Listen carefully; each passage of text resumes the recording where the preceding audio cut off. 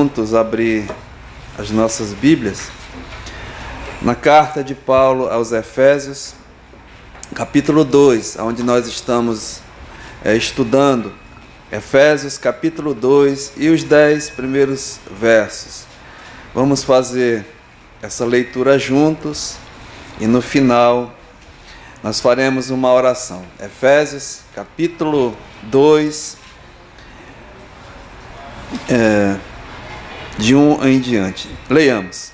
Diz assim a palavra do Senhor, Efésios capítulo 2, 1.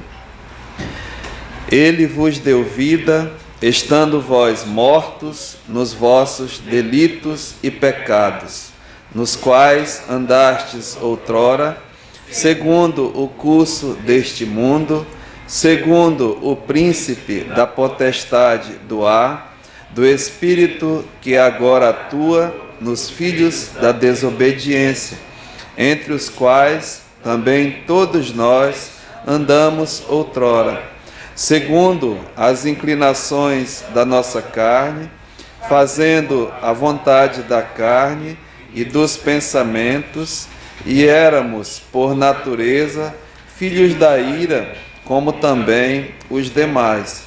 Mas Deus, sendo rico em misericórdia, por causa do grande amor com que nos amou, e estando nós mortos em nossos delitos, nos deu vida juntamente com Cristo.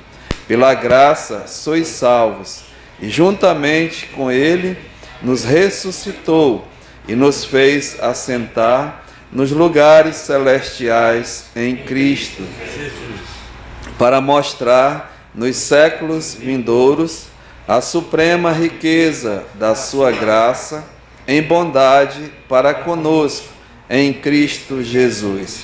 Porque pela graça sois salvos, mediante a fé, e isto não vem de vós, é dom de Deus, não de obras, para que ninguém se glorie, pois somos feitura dele, criados em Cristo Jesus para as boas obras, as quais Deus de antemão preparou para que andássemos nelas.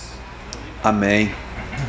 Pai, muito obrigado, Senhor, mais uma vez, porque somos realmente um povo privilegiado, um povo mesmo escolhido pelo Senhor. E nessa noite, Pai, ouvindo a maravilha da Tua palavra, essa passagem que realmente nos anima, nos dá alegria, Pai, de ver o quanto o Senhor tem feito por nós. Então, hoje à noite, Pai, mais uma vez, que essa palavra venha nos animar, venha mesmo nos edificar, e que os nossos pensamentos possam estar para o alto, para buscarmos as coisas lá do alto, pensarmos nas coisas lá do alto, e saber, Pai, que o Senhor está à destra de Deus e intercede por nós. Então a nossa oração nessa noite é que a Tua palavra venha mesmo, Pai, edificar as nossas vidas. E para isso nós precisamos, dependemos do Espírito Santo, Ele que é o autor da palavra, que Ele venha mesmo nos ensinar. E assim a Tua igreja aqui reunida receba a edificação. Se porventura, Pai, haja entre nós alguém que ainda não tem a certeza da salvação, o Senhor, que é o autor da salvação, faça uma obra especial nessa vida. Entregamos todos em Tuas mãos, também as crianças aqui ao lado. Faz, Pai, a Tua vontade, aceita a nossa gratidão. No nome de Jesus, amém. Irmãos, podemos assentar. Nós temos tratado dessa passagem especial mesmo, maravilhosa, uma passagem que é para nós, a Igreja de Jesus Cristo, a Igreja universal. Deus usou grandemente o seu servo Paulo, e aqui sabemos no final da sua vida, preso ali em Roma, ele assim, dirigido pelo Espírito Santo, nos traz e nos deixa essa carta. E Paulo, temos já visto muita coisa, mas salta aos nossos olhos o desejo desse homem. Ele tinha mesmo assim, a vontade e orou a Deus pedindo que essa igreja, e em consequência a igreja de Jesus Cristo, né, tivesse mesmo que Deus concedesse cada vez mais o espírito de sabedoria, de disposição, de inclinação para conhecer mais ainda as verdades. E no verso 18 do capítulo 1, Paulo faz esse pedido mesmo. E veja aqui, olha, o versículo 18 do capítulo 1. É melhor o 17. Ele pede, ele ora para que o Deus de nosso Senhor Jesus Cristo, o Pai da glória, vos conceda um espírito de sabedoria e de revelação no pleno conhecimento dele, iluminados os olhos do vosso coração. Veja, para saberdes, que a igreja possa saber realmente qual é a esperança do seu chamamento, o propósito do que nós fomos chamados por Deus. Não só isso, né? Qual a riqueza da glória da sua herança, o privilégio de termos uma herança que nós tratamos há alguns estudos atrás, uma herança entre todos os santos, a herança de Deus, né, para as nossas vidas. E qual a suprema grandeza do seu poder para com os que cremos, ou seja, a supremacia do poder de Deus. E isso era um pedido do apóstolo Paulo, porque ele tinha certeza, né, que a igreja só tinha a ganhar e a mesmo crescer na graça e no conhecimento. E aqui, irmãos, nós vimos que a revelação Paulo recebeu de Deus para a igreja. Ele vai contar a história agora do que é realmente a igreja, o que representa a igreja para o nosso Senhor e Salvador Jesus Cristo. Ele continua aqui, olha, no verso 19.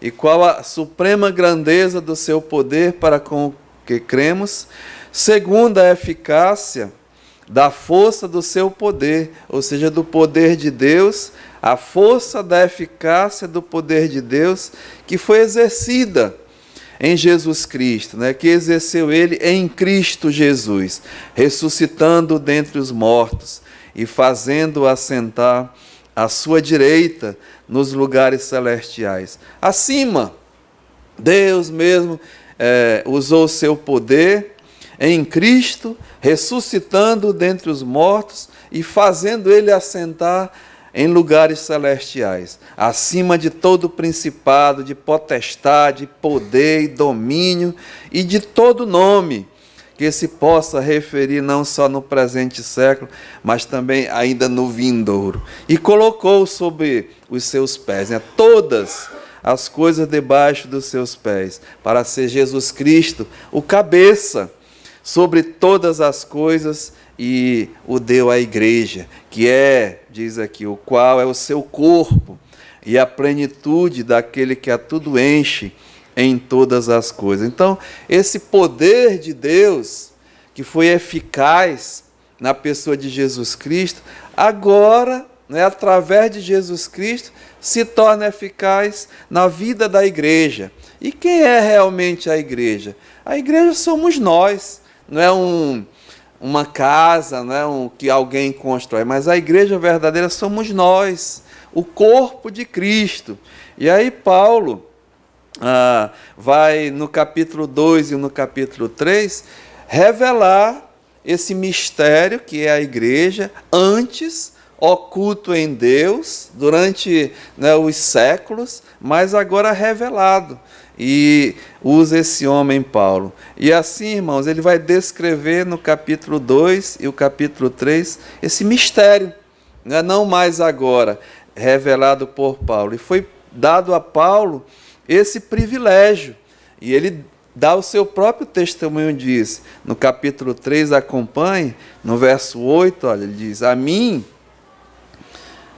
a Paulo, o menor de todos os santos, me foi dada esta graça de pregar aos gentios o evangelho das insondáveis riquezas de Cristo e manifestar qual seja a dispensação do mistério, desde os séculos, oculto em Deus, que criou todas as coisas. Então a igreja era um mistério oculto em Deus, né, que criou todas as coisas, para que, pela igreja, aí ele vai revelar, a multiforme sabedoria de Deus se torne conhecida agora de tudo, né, tanto no céu como na terra, de principados e potestades nos lugares celestiais, segundo o eterno propósito que ele estabeleceu em Cristo Jesus, o nosso Senhor. Então ele vai descrever esse mistério, que é a igreja. E o que é realmente a igreja? Aí o capítulo 2 e 3 ele vai assim detalhar, né? E nós estávamos vendo que realmente é a história da igreja, que é a nossa história, a sua história, a minha história, se realmente nós fazemos parte da igreja. Então ele vai descrever, e eu coloquei assim, né? É uma história, a história do nosso passado, é a história do nosso presente e a história do nosso porvir, do futuro. Está aqui resumida, assim, nesses 10 primeiros versos do capítulo 2. E eu tenho mostrado, não vou repetir, mas só mencionar, né? A história do teu passado, do meu passado. Um passado mesmo de desgraça, destituídos mesmo da glória de Deus, né? Todos nós, porque ele descreve nos 3 primeiros versos a nossa anterior condição diante de Deus. Todos nós. A Bíblia diz aqui, olha, é dura às vezes a palavra, né? Coloca desgraçados, mas é verdade.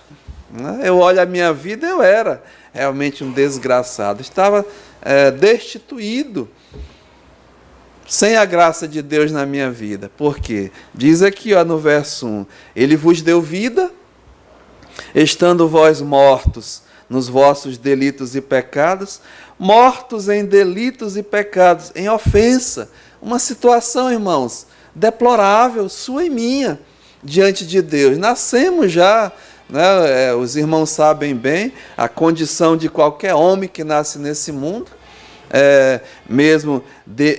já nasce em delitos, derrotados, dominados por, ele descreve aqui, né, pelo curso do mundo, pelo mundo, dominados pelo diabo, dominados pela nossa própria carne. Então, é uma história mesmo de delitos, dominados, derrotados, condenados, debaixo da ira de Deus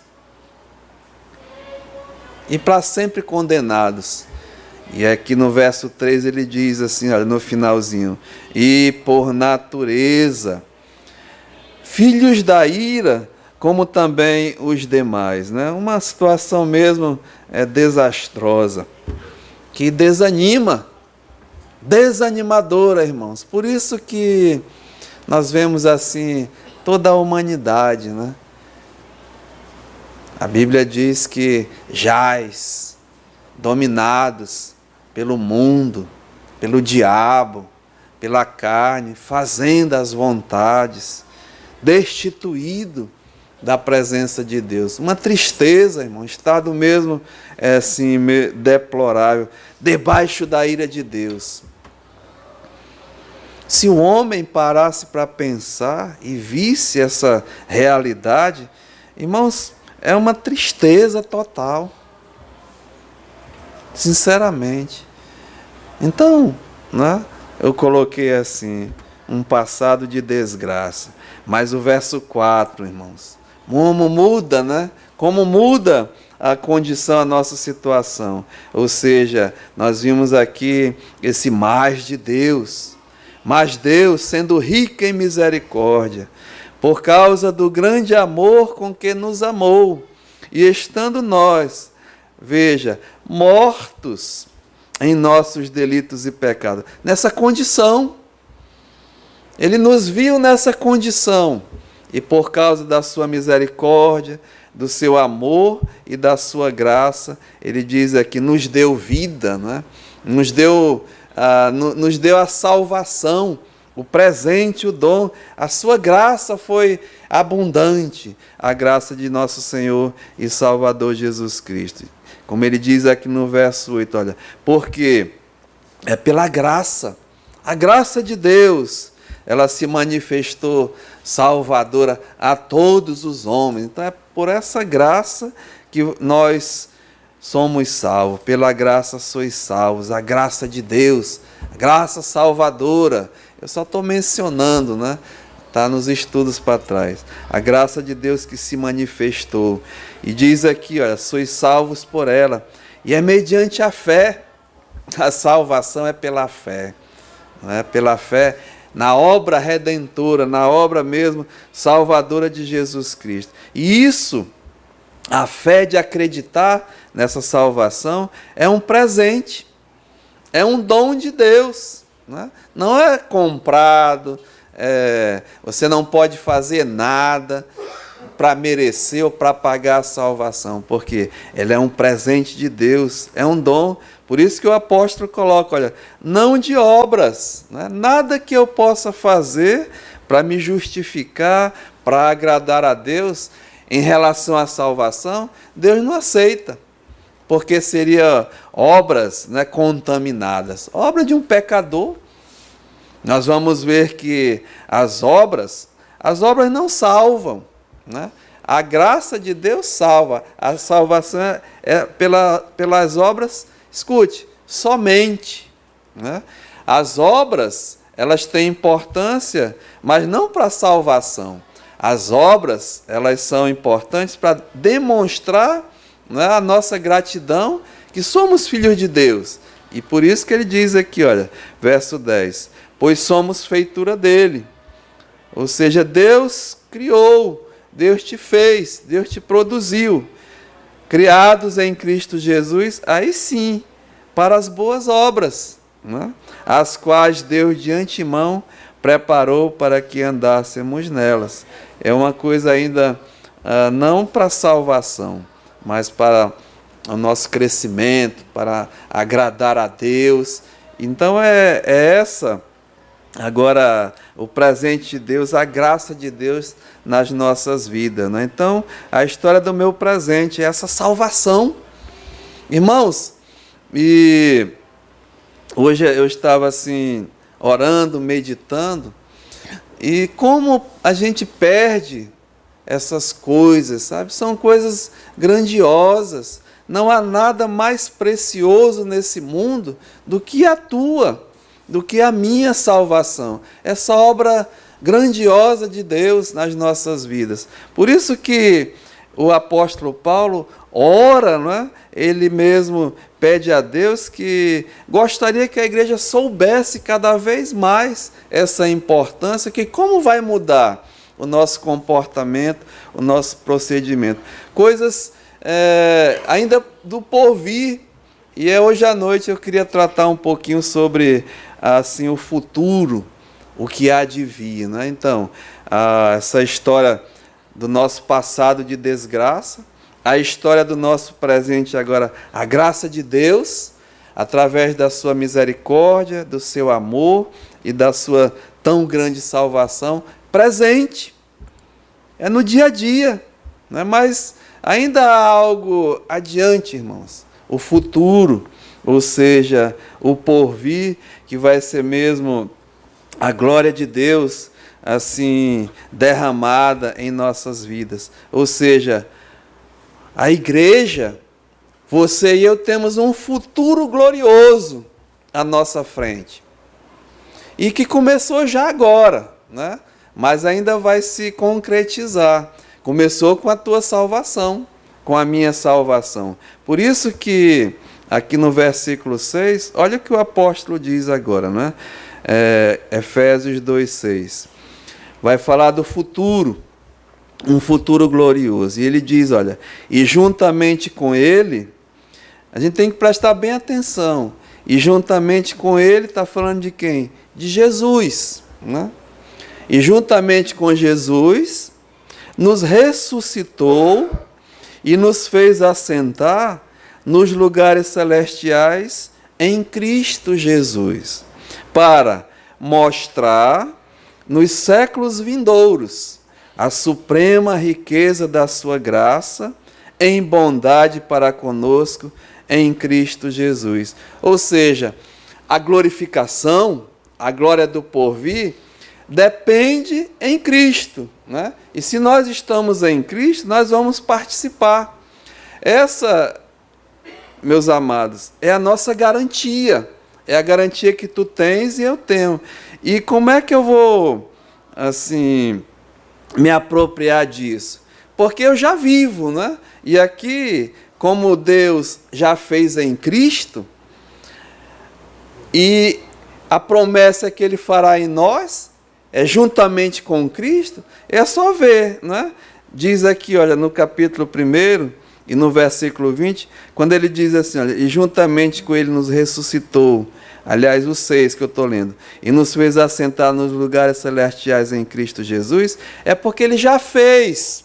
Deus já fez isso com Jesus Cristo. E nós lemos aqui no capítulo 1, né, eu li agora há pouco, olha, no versículo 20.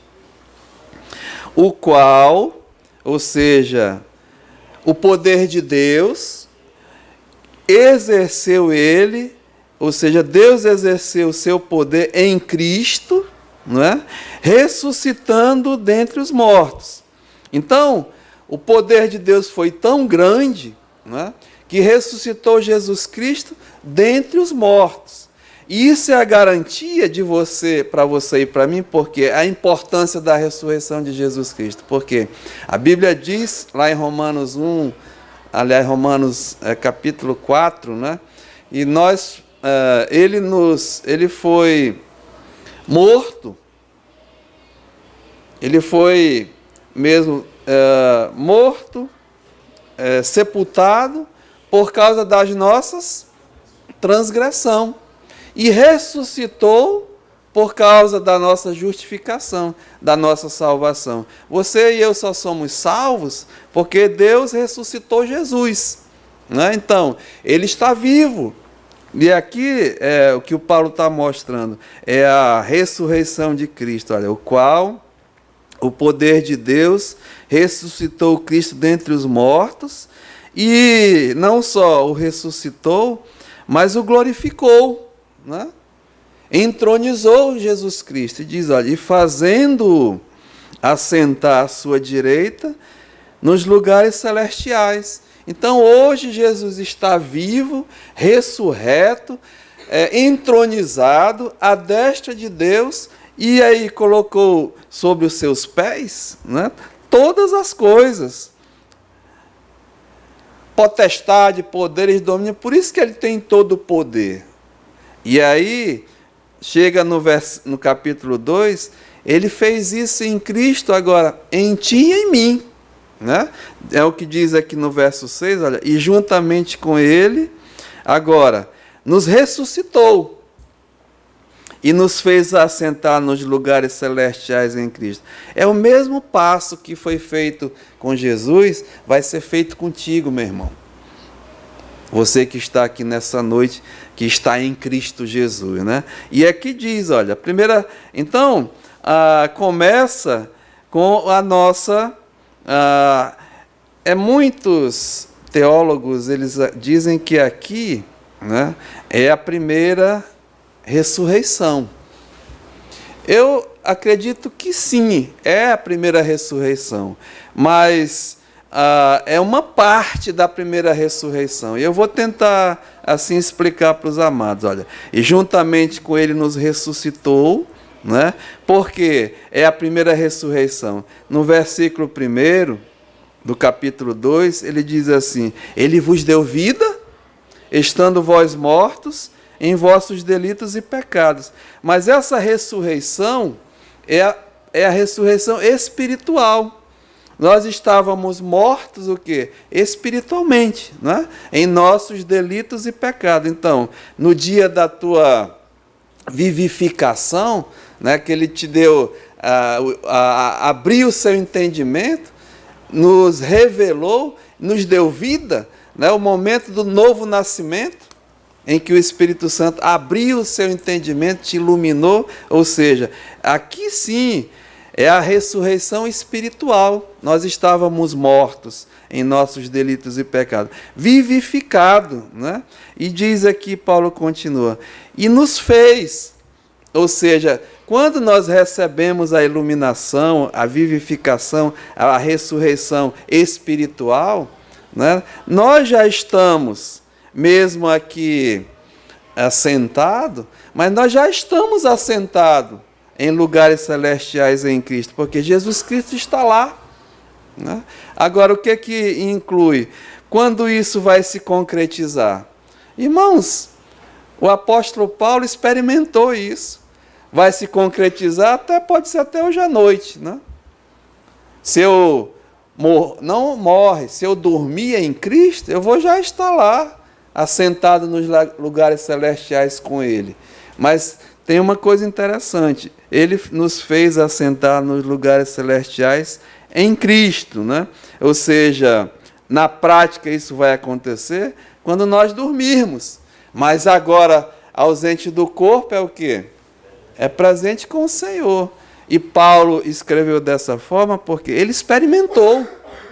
Se você ler lá em 2 Coríntios, no capítulo 12, ele conta a experiência, né? Paulo passou, eu acredito sim, que Paulo foi morto. Ele foi apedrejado lá na cidade de Derbe, né? E o apedrejamento não era jogar umas pedras, era mesmo matar, era uma forma de morte. E Paulo foi arrastado para fora da cidade, e a Bíblia diz que ele foi dado como morto.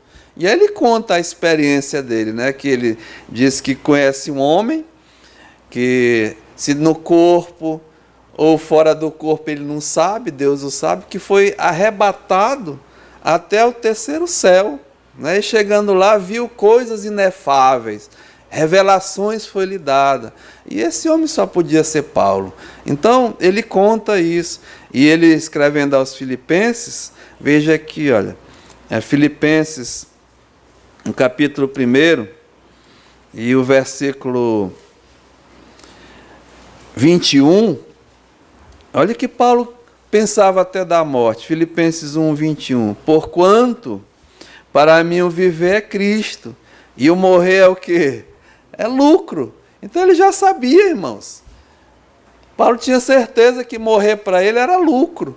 É como a gente não pode deixar o diabo tirar essas coisas da nossa mente, irmãos. O morrer para um crente hoje é lucro. É o passaporte que vai me levar para a eternidade, para estar com o Senhor Jesus. Não é para ter tristeza, não. A morte, sim, ela causa tristeza, ela causa separação, porque a morte é o inimigo seu, a morte é o inimigo meu, né? É o inimigo de Deus, e ela vai ser destruída. Mas a morte para o salvo, para o crente, é lucro, porque nós vamos estar com Cristo. É o que ele diz, olha, verso 21. Porquanto para mim o viver é Cristo, e o morrer é lucro. Entretanto, se o viver na carne traz fruto para o meu trabalho, ou seja, Paulo, um homem usado por Deus, era importante ele permanecer, né? Para edificar a igreja, enfim. Já não sei o que hei de escolher. Era uma escolha difícil até para ele. Ora, ele diz, de um lado, estou constrangido e tendo desejo de partir. Esse homem queria logo ir embora, né? Sair dessa... Irmãos, olha, sinceramente, eu hoje à noite, e até meditando, eu queria dizer para os irmãos, eu estou com vontade de partir, sabe? Já chega. Não dá mais para viver nesse mundo. Mundo de pecado, mundo de injustiça, mundo de iniquidade, mundo mesmo que jaz no maligno, coisas terríveis acontecendo, fome, né? Guerras, crianças sendo maltratadas, crianças, você vê, eu estava vendo o noticiário, a tristeza, a humilhação, crianças chorando, né? Sendo mesmo enquanto os nossos estão numa cama bonitinho, todo cheirosinho, crianças passando fome, necessidade, fugindo de guerras, de bombas, perguntando por que isso está acontecendo, porque o mundo jaz no colo do maligno, irmão. Os homens não querem mais saber de Deus, não têm temor de Deus, perderam mesmo o bom senso, né? Tchau para esse mundo, né? Tchau. É isso que era a vontade desse homem. Ele diz, olha, por de um lado e outro lado estou constrangido, tendo o desejo de partir e estar com Cristo. Olha, irmãos, o que é incomparavelmente melhor.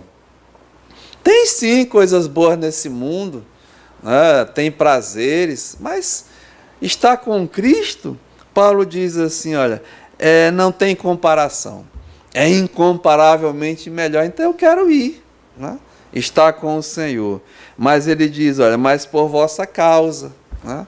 Por causa da igreja, é mais necessário ainda eu permanecer nessa carne. E tinha um propósito, né? E convencido disto, estou certo de que ficarei e permanecerei com todos vós. Para o quê? Para o vosso progresso e o gozo da fé. Então, irmão, essa fé, esse homem queria dizer o seguinte, olha, apesar de viver num mundo que... Esse mundo não tem jeito, não. Né? Nós, assim, temos um propósito ainda aqui.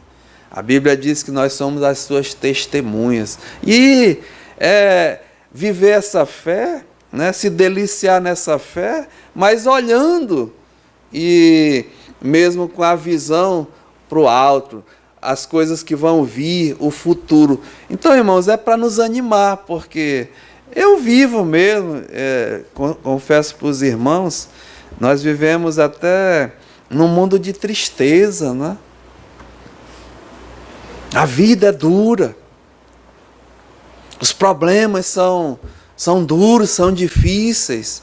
Mas nós temos uma esperança, uma bendita esperança, algo à nossa frente. Então, a exortação hoje à noite é que nós devemos o quê? Olhar para essas coisas, né? O apóstolo Paulo acompanha aqui, olha, escrevendo aos Colossenses, você veja, né? Para os Filipenses, para os Éfesos, para os Colossenses, todo esse pensamento, apesar de nós estarmos nesse mundo, mas mudar a nossa mente. E hoje à noite é esse meu propósito aqui, também com os irmãos, né? Olha o que diz aqui, Colossenses 1:3. Olha o que Paulo diz, a importância aqui. Portanto, se fostes ressuscitados juntamente com Cristo, aí a gente para. Você foi, eu fui realmente ressuscitado já juntamente com Cristo? Sim, não é? Sim, eu tenho plena convicção disso. Então, buscai, tá vendo? As coisas lá do alto, aonde Cristo vive, assentado à destra de Deus. Então nós devemos, apesar de ter nossas responsabilidades, mas focar em buscar, não é? As coisas lá do alto, onde Cristo vive. Ter essa alegria, ter esse prazer de buscar o Senhor. Ou seja, desejar as coisas lá do alto. Olha o verso 2. Não só buscar, desejar, mas pensar. Não é? Não é para a gente ficar um alienado do mundo, não. Mas é nessas coisas a gente pensar que tem algo à nossa frente, irmãos. Algo assim grandioso, algo mesmo glorioso, um futuro. É que esse homem diz lá, pensar nas coisas lá do alto, e não nas que são aqui dessa terra. Nosso alvo, nosso propósito. Porque morremos para essas coisas, né? Não tem que ser mais assim, aquilo que domine a tua vida. Sim, temos responsabilidade, mas pensa nas coisas lá do alto. Busca as coisas lá do alto, porque morrestes e a vossa vida agora está oculta juntamente com Cristo. É um relacionamento pessoal, né? É um relacionamento que te anima no dia a dia. Ficar meditando, pensando e enfrentando essas coisas aqui. Olha, veja o verso 4. Quando Cristo, que é a vossa vida, se manifestar, Cristo que agora passa a ser a nossa vida, e quando Ele se manifestar, então vós também sereis manifesto com Ele, em quê? Em glória, não é? É o futuro glorioso. Então, voltando lá em Efésios capítulo 2, quando o apóstolo está dizendo assim, olha, juntamente, 2,6, com Ele nos ressuscitou e nos fez assentar nos lugares celestiais em Cristo, nós estamos já experimentando um futuro glorioso, né? Já recebemos a nossa ressurreição espiritual, o novo nascimento. Éramos mortos em ofensas, em delitos e pecados. Mas ainda vai se completar, escute bem, a primeira ressurreição, quando mesmo houver agora a transformação corporal. Por quê? A morte, a primeira morte, ainda tem poder sobre o teu corpo. Você e eu vamos passar pela morte. Talvez nem todos, e eu vou mostrar hoje à noite aqui, mas a morte ainda tem poder sobre o teu corpo. Esse corpo ainda que não foi remido, né? Não foi transformado. Então, a gente tem que ver com bastante cuidado isso, porque a primeira ressurreição, ela é em duas fases. É a primeira, que é a ressurreição espiritual, e vai se completar quando esse corpo aqui for transformado, né? A semelhança do corpo de Cristo. Muitos não pensam dessa forma, mas não estou aqui para discutir com ninguém. Eu só estou lendo e estou mostrando aquilo que eu estou lendo, né? E ele vai se completar, a primeira ressurreição, quando o meu corpo glorioso se juntar com o meu espírito, né? O espírito já vivificado. E é isso que assim vai completar, porque é uma promessa de Jesus. Olha o que Jesus diz aqui, no Evangelho de João, ainda vai completar essa obra, irmãos, da glorificação. Diz aqui, olha, João capítulo 15, aliás, é capítulo 11, Lázaro morreu, né? E Jesus veio e as irmãs estavam mesmo ansiosas, sabiam do poder de Jesus Cristo, mas olha o que diz aqui, os irmãos sabem bem a história. Versículo 23. Declarou-lhe Jesus, João 11, 23. Teu irmão há de ressurgir. Jesus falou para elas. Eu sei, replicou Marta, que ele há de ressurgir na ressurreição do último dia. Disse-lhe Jesus, eu sou a ressurreição e a vida. Quem crê em mim, ainda que morra, o quê? Viverá, não é? E todo que vive e crê em mim, não morrerá. E aí, vírgula, eternamente. Aqui Jesus está dizendo que é a pessoa que vive e crê nele, não morrerá eternamente, né? Ou seja, a segunda morte. Mas a primeira, você pode passar como eu. Mas não vai, essa morte, né, não é a morte eterna, não é a segunda morte. Porque a promessa é que ele vai te ressuscitar. Não só a você, mas ele vai ressuscitar todos, sem exceção, porque ele é a ressurreição e a vida. Ninguém jamais morreu na presença de Jesus, nenhum homem, né? E os que morreram, ele passava perto, ressuscitava, porque ele era a vida. Quando ele chamou Lázaro, né, ele chamou pelo nome, vem cá, Lázaro. Se ele chama, era uma sepultura coletiva, se ele tivesse, vem para fora, via todo mundo. Mas ele só chamou Lázaro. E ele vai provar isso. Olha o que diz aqui em João capítulo 5, e o versículo bem conhecido nosso, né? João 5, 25. Ele diz assim, olha, em verdade vos digo, que vem a hora, e já chegou, em que os mortos ouvirão a voz do Filho de Deus. João 5, 25. Em verdade vos digo que vem a hora, e chegou, em que os mortos ouvirão a voz do Filho de Deus. É interessante, irmãos, porque Jesus, ele quando pregou, né, ele só pregou para morto espiritualmente. Então os mortos ouvirão a voz de quem? A voz do Filho de Deus. E veja, e os que a ouvirem, viverão. Espera aí, mas todo mundo não está ouvindo? Sim, mas esse ouvir aqui é o que nós chamamos em teologia o ouvir eficaz, né? Ouvir eficazmente a voz, e os que a ouvirem viverão. A Bíblia diz que, né, nem todos vão aceitar, nem todos vão ser salvos, mas os que vão ser, mas todos vão ouvir, né? Deus não é injusto, Deus não faz acepção de pessoas. Ele diz, ide por todo mundo e pregai o evangelho a toda criatura.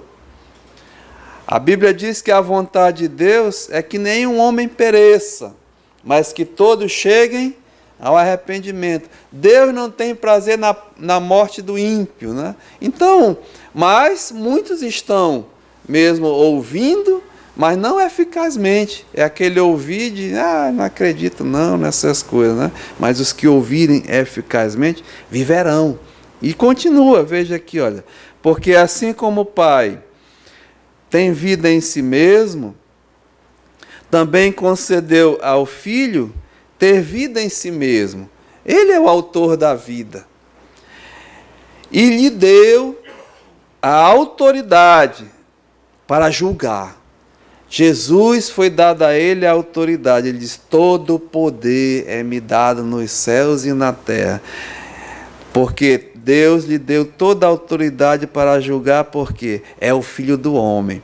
Não vos maravilheis disto. Olha que Jesus, é palavra dele, né? Porque vem a hora, vai vir a hora. É uma coisa futura que vai acontecer, preste bem atenção. Vem a hora em que todos os que se acham nos túmulos ouvirão a sua voz e sairão. Já aconteceu isso? Acredito que não, né?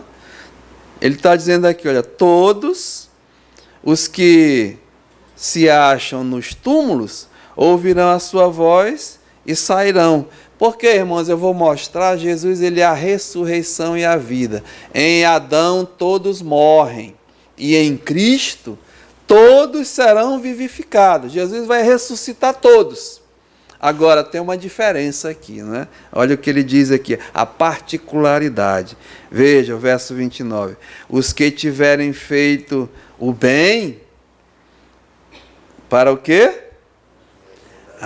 Para a ressurreição da vida. Então vai haver uma ressurreição, né? E diz aqui, e os que tiverem praticado mal, para a ressurreição de quê? Do juízo. Agora, eu não vou discutir também, porque muitos acreditam numa ressurreição geral. Vai acontecer assim, de uma vez total, né? Mas eu não penso assim porque a Bíblia me dá aqui, me apoia nessa situação. Também não vou discutir com nenhum teólogo, né? Mas vou colocar o que está escrito. Jesus está dizendo aqui o seguinte, olha, vai vir a hora em que vão ouvir a voz, né? O Filho do Homem vai chamar, e muitos vão ressuscitar para a vida, e muitos para a morte. Agora, eu não posso, né, deixar de mencionar aquilo que Paulo falou. Né? Então veja o que diz em 1 Coríntios, no capítulo 15, 1 Coríntios capítulo 15, e o versículo 20. É sobre a ressurreição que Paulo está tratando. A ressurreição de Cristo e como isso é importante para você e para mim nessa noite. Né? Então, 1 Coríntios capítulo 15 e o versículo 20. Paulo diz assim, olha, mas de fato, Cristo, o quê? Ressuscitou dentre os mortos. É um fato, é um acontecimento, porque havia até no meio da igreja uma corrente de pessoas que estavam negando que não havia ressurreição. Né? Mas Paulo combate enfaticamente. Cristo de fato ressuscitou dentre os mortos. E tem, se você ler esse capítulo 15 de 1 Coríntios, ele está tratando da ressurreição. Um fato que foi mesmo visto. Mais de 500 pessoas viram Jesus vivo, ressurreto. Ele comeu com os discípulos, andou 40 dias e 40 noites aqui nessa terra, depois de ressurreto. Né? Então, diz aqui Paulo, mas de fato, Cristo ressuscitou dentre os mortos, veja, sendo ele as primícias dos que dormem. Cristo é o primeiro que ressuscitou dentre os mortos. E ele continua, olha, visto que a morte veio por um homem, Adão, também por um homem veio a ressurreição dos mortos. Então todos vão ressuscitar, sem exceção. Né? Olha, verso 22. Porque assim como em Adão todos morrem, assim também todos serão vivificados em Cristo.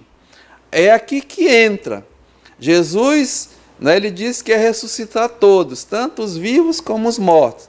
Mas aqui Paulo dá uma revelação para a igreja. Né? Jesus estava falando para o judeu, escute bem, era para o povo judeu. Mas aqui Paulo está falando para a igreja, né? Diz assim no verso 23, olha, cada um, ou seja, cada pessoa que vai ressuscitar, porém segundo o quê? A sua própria ordem. Haverá uma ordem na ressurreição. Diz aqui, olha, Cristo, as primícias. Já aconteceu? Já. Né? Aí olha o que Paulo diz. Depois, os que são de Cristo. Quando? Na sua vinda. Né? Somente esses vão ressuscitar. Os que são de Cristo na sua vinda. E verso 24. E então virá o fim. Quando ele entregar, veja, o reino. Né? O reino de Deus e Pai. Quando houver destruído todo o principado, bem como potestade e poder. Porque convém que ele reine. Irmão, Jesus vai reinar nesse mundo aqui. Convém que ele reine. O reino de Deus ainda vai ser estabelecido, né? Que diz aqui, olha, então virá o fim quando ele entregar o reino ao Deus e Pai. Quando houver destruído todo o principado, bem como toda potestade e poder. Já aconteceu isso? Não, né? É bem claro. Porque convém que ele reine, até que haja posto todos os inimigos debaixo dos seus pés. E veja, o último inimigo a ser destruído é o quê? É a morte. Então, existe aqui, né, uma ordem das ressurreições. E a primeira ressurreição vai se concretizar quando? Quando Cristo vier e buscar os que são dele. E aonde é que eu vejo isso? No arrebatamento. Né? Vamos lá, 1 Tessalonicenses, capítulo 4 e versículo 13. 1 Tessalonicenses, capítulo 4 e o versículo 13. Aqui diz, né? A igreja de Tessalônica, a igreja de Corinto, a igreja de Éfeso, a igreja dos Filipenses, Todos ouviam essa mensagem aqui do Paulo. As cartas, irmãos, elas eram distribuídas para as igrejas. E essa era a pregação, né? E aí começou irmãos a dormir. E aí perderam, né, a ressurreição. Aí Paulo vai dizer aqui, olha, 1 Tessalonicenses 4. Não queremos, porém, irmãos, que sejais ignorantes com respeito ao quê? Aos que dormem, né? Para não vos entristecerdes como os demais que não têm esperança. Quem são, irmãos, esses demais que não têm esperança? Aqueles que não têm mesmo essa convicção que são de Cristo. Morrem, né? Morrem sem esperança nenhuma, sem Deus. Lá em Efésios capítulo 2, 11 diz, antes, né, estáveis mortos, sem esperança, sem Deus nesse mundo. Veja o verso 14. Pois se cremos que Jesus Cristo morreu e ressuscitou, cremos sim, não é? Assim também Deus, veja, mediante Jesus, trará algo que vai acontecer no futuro, trará em sua companhia quem? Os que dormem. A prova que, né, de Adão até agora, os que dormiram em Cristo estão com quem? Com Ele. Estão na glória, estão no céu, em espírito, né? Mas os seus corpos, a primeira morte tem o poder, porque não matou. Mas aqui vai haver, né, se completar a primeira ressurreição com a glorificação do corpo agora. Jesus vai fazer a obra completa, né, o trabalho completo. Diz, olha, ora, ainda vos declaramos isto por palavra do Senhor. Nós, os vivos, Paulo até se incluía, né? Possibilidade de não passar pela morte. Nós, os vivos, os que ficarmos até a vinda do Senhor, de modo algum precederemos os que dormem. Não vamos na frente, né? De modo nenhum precederemos os que dormem. Porquanto o Senhor mesmo, dada a sua palavra de ordem, ouvida a voz do arcanjo e ressoada a trombeta de Deus, veja, Jesus vai descer dos céus. E os mortos em Cristo, o quê? Ressuscitarão primeiro. Somente quem? Os mortos, né? Em Cristo. Não é uma ressurreição geral. Somente os mortos em Cristo ressuscitarão primeiro. Olha, depois quem? Nós, né? Os vivos. Os que ficarmos seremos o quê? Arrebatados. E juntamente com quem? Com eles, né? Com os que Jesus vai trazer. Seremos arrebatados entre o quê? Nuvens. Então, me diz aqui que Jesus vai vir nas nuvens. Ele não vai descer ainda nessa terra aqui não, né? Entre nuvens, juntamente com eles, para o encontro do Senhor aonde? Nos ares. E assim estaremos para sempre com o Senhor. Que maravilha, né, irmãos? Aí completa assim a tua glorificação, que é a primeira ressurreição. Completa a igreja, né? O corpo de Cristo. E Paulo diz assim, olha, consolai-vos, né, uns aos outros com estas palavras. Mas como isso vai acontecer? É um mistério. E aí Paulo vai explicar, olha que diz 1 Coríntios capítulo 15, veja lá, 1 Coríntios capítulo 15, e o versículo 51. 1 Coríntios capítulo 15, versículo 51. Eis que vos digo que um mistério. Mistério revelado agora, né? Olha, nem todos dormiremos, mas transformados seremos todos. Está vendo? Uns não vão dormir, mas seremos transformados todos. Essa aqui, meus amados, é a ressurreição corporal, né? A transformação corporal. Diz aqui, olha, mas no momento, no abrir e fechar de olhos, ao ressoar a última trombeta, a trombeta soará, os mortos ressuscitarão o quê? Incorruptíveis. Não vai haver mais corrupção nesse corpo. E diz assim, olha, e nós seremos o quê? Transformados, né? Porque é uma necessidade. É necessário que este corpo corruptível se revista da incorruptibilidade e que o corpo mortal se revista de quê? Da imortalidade.